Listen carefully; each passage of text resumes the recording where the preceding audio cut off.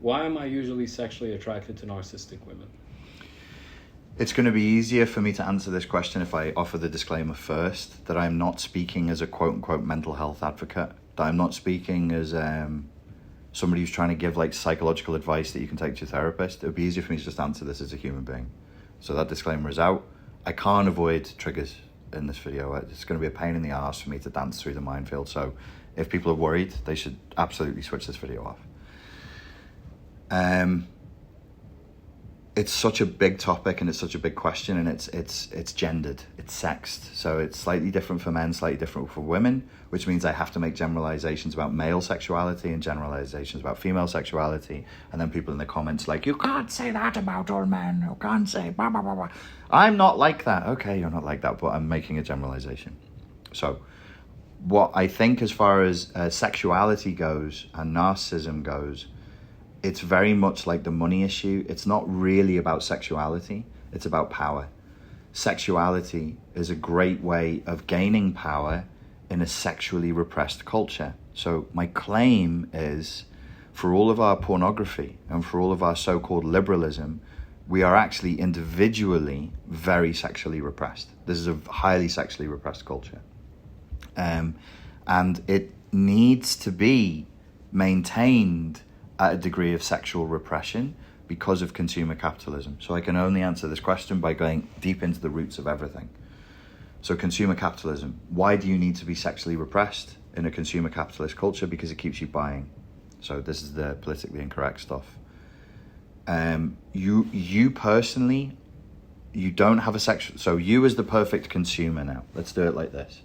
You as the perfect consumer, I'm Moloch. I'm the evil owl who wants humanity to sacrifice its blood and its life fluid so I can continue to burn the flaming fires of hell. I have to enslave you. If you are truly sexually expressed and you have a full, well-rounded sexual identity that you're permitted to own without having to sort of jump at the edges and be like, oh, I can't want this, or I can't want that, or I can't want the other thing, and it's full and it's complete and it's non-traumatized, and the parts of you that were traumatized sexually are resolved, it's way harder to get you to buy stuff. It's way harder. How can I say that? So the experiment is, if you engage in sexual abstinence, if you do quite a lot of meditation, at that time I was doing meditation and a chanting program, and then you go back out into the world. So I was living in Kuala Lumpur city centre, and I would go and meet my friends, and then just driving. This is a Muslim country, and I'm driving to meet them, and the billboards are just dripping with sex.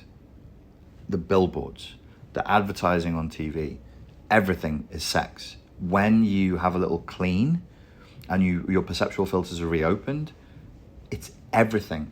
Why? Because sex, lust, fear, jealousy, rage, these are all ways of agitating you. And I, as Moloch, must agitate you, because you're not going to buy from me. Why should you fucking buy from me? But if I agitate you and make you feel like you need something, I need my consumers to be repressed, unfulfilled, childish, impulsive, and led by their baser instincts, in a state of despair. So in another way, not to go too far off, I will bring it back to narcissistic abuse, but this is all relevant. If I can take away your capacity to feel love and intimacy and sexual expression with another human being, if I can take away your God or your gods, depending on your faith, if I can take away your faith, your connectedness to source and to the infinite, I have you. As soon as you turn from me to love, to God, to family, and authentic connection with other human beings, I can't hold you. You won't give me anything. You'll buy bread and rice and meat. That's useless. I need you to buy crap because I'm so greedy and my lust is so gaped now for what I want from you. That's not good enough. So in a highly sexually repressed culture, if somebody offers you sex, it's don't focus on the sex, focus on the power. If it wasn't a highly sexually repressed culture, they wouldn't have that power. There'd be no meaning to it.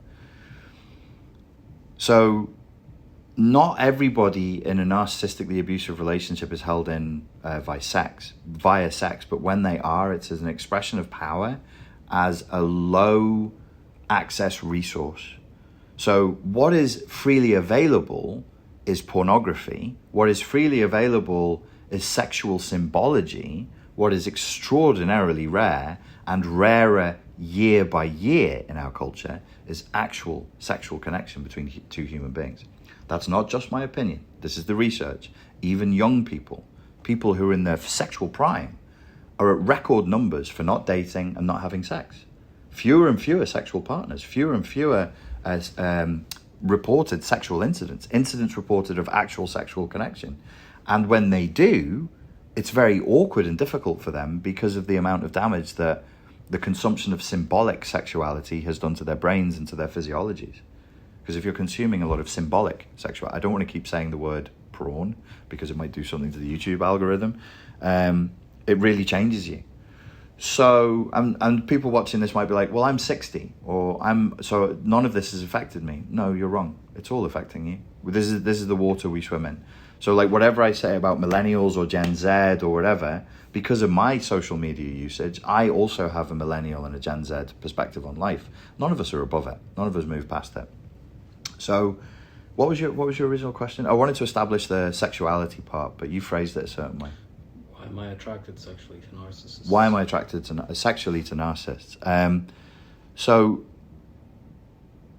the broader thing that might be happening is you can only, because of the indoctrination, you can only accept sexual contact from somebody who's using it in a weaponized way against you, who's using it, who's withholding it as a reward and punishment system. Have sex with me, that's the reward. Don't do as I say, I'll have sex with somebody else. Which is, this is what they do. It's a punishment reward system. It's there to exploit and to leverage. So it's disconnected from the expression of intimacy, vulnerability, and love with another human being, which is what we really crave, beyond everything. Like every pornographic fantasy or obscenity, which is all valid, it's all fine. I'm not saying don't have that, don't do it, but it's all downstream of an impulse to connect.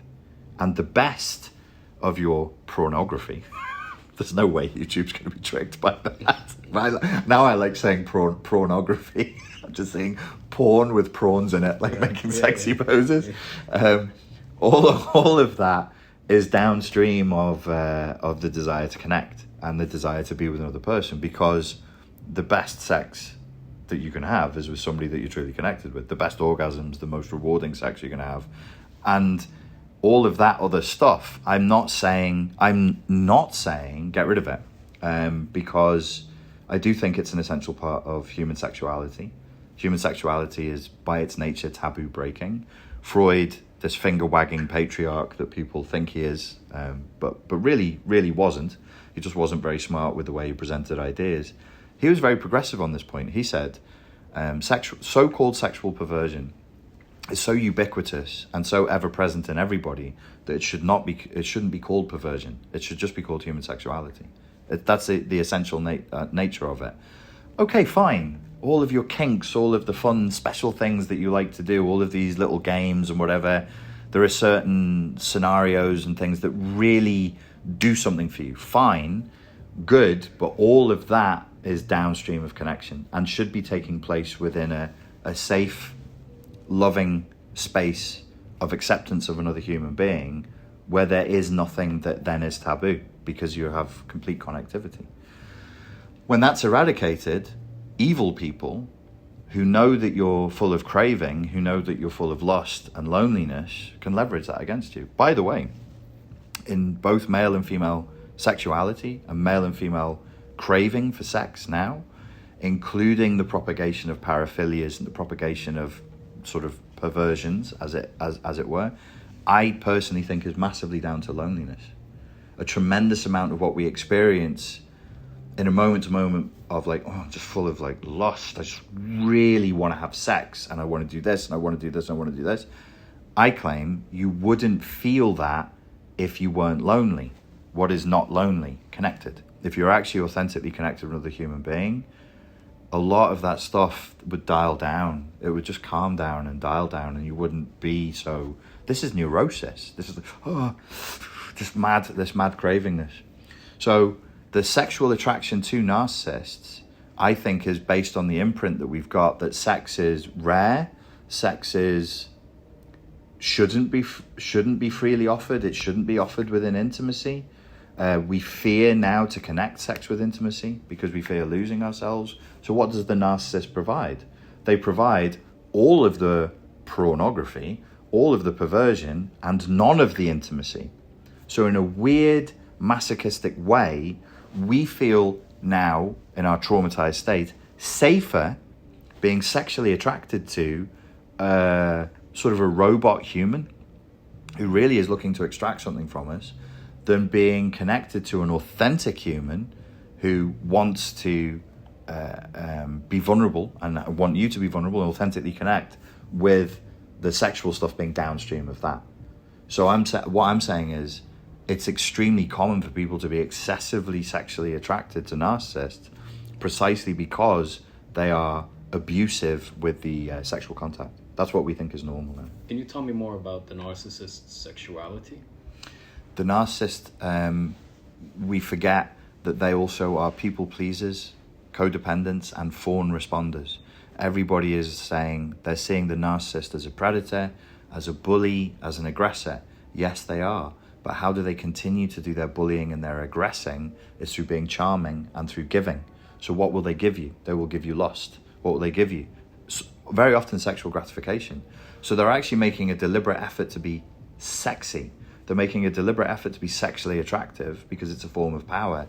And then when you're with them, they will work sometimes, often, depending on the type of narcissism you're dealing with, to be as sexually gratifying as possible. Why? Because they're so kind? Because they want to connect with you so deeply? No, because it's power. If I can give you orgasms like you've never had before in your life, unless I am also committing to being with you as a human being in perpetuity, it's traumatic. It's traumatic.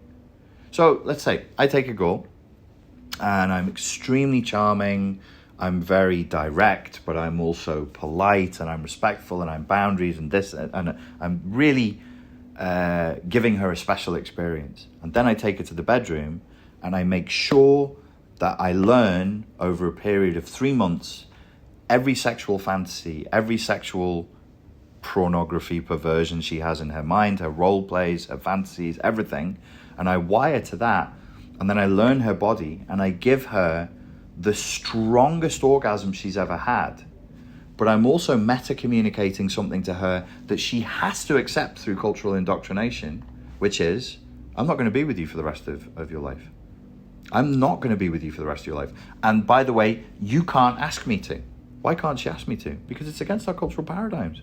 You can't meet a guy in a bar or in a hotel here, say I met the girl here, and within 3 months be saying to him, hey, we've had sex. You have to commit to me for the rest of your life. You can't. And I'm not making judgments. I'm not saying you should be able to, or you shouldn't, or secretly like this is a message that we all need to return to our Abrahamic roots. I'm not saying that because I don't believe it. I'm simply pointing out the hypocrisy that we live with. A boy can't ask a girl to do that after 3 months, and a girl can't ask a boy to do that after 3 months. Why not? It's not cool. You're being too clingy. That's just not the culture we live with. Everybody should just enjoy and consume and have multiple partners. And I'm not condemning it. I'm just pointing it out. And my point is that's traumatic for her or for him. Say I'm a girl and I do that to a guy. So I'm a guy. I do this to this girl. She's never had orgasms like that before in her life. This could be the peak sexual pleasure she ever knows in this lifetime. And I'm also communicating this could be over inside of a month. Why? The vibe is off. You know, it is what it is. Or whatever bullshit people say to each other. Like, I'm just not feeling it anymore. I'm only saying it's traumatic. And we play this game where we say it's different for men and for women. women will accept that a man is a player and that he's sexually active, and she wants an alpha male who's been with 50 women and everything. This is ideology. This is not real. Like, okay, we can maybe present the evolutionary biology argument for why it's more traumatic, that issue of how many sexual partners you've had, just as one thing. Maybe it's more traumatic and more threatening for a man than for a woman, but you're not going to tell me that's not traumatic for her. Listen, babe, so here she is. Listen, I love you. See what I did for you last night that you really liked, that made your eyes roll back in your head and you made this weird noise like a yak being sacrificed? That you were really embarrassed about afterwards, and then we joked about it, and I comforted you, and I said, it's okay, babe, blah, blah, blah, and I kissed you on the forehead, and then you fell asleep in my arms. That's nice, right? Yeah, it's beautiful. You're the 60th girl I did that with. That thing I did with my tongue, I did that 60 other girls. This thing where you went, you did it 60 times with 60 other women. She is a woman who's a baby-making machine who just wants alpha males. She should be like, oh my God, he's so masculine and he's been with so many women. And no, man, that shit hurts. That hurts. It's got to hurt. What are we communicating to each other? Like, what is this producing? It's just a massive amount of traumatized people who are trying to hold down their trauma and be cool. Because I've got to be a pimp. I've got to be a gangster. And she's got to be a boss bitch. And we're all players. And nobody's connected because that's too clingy.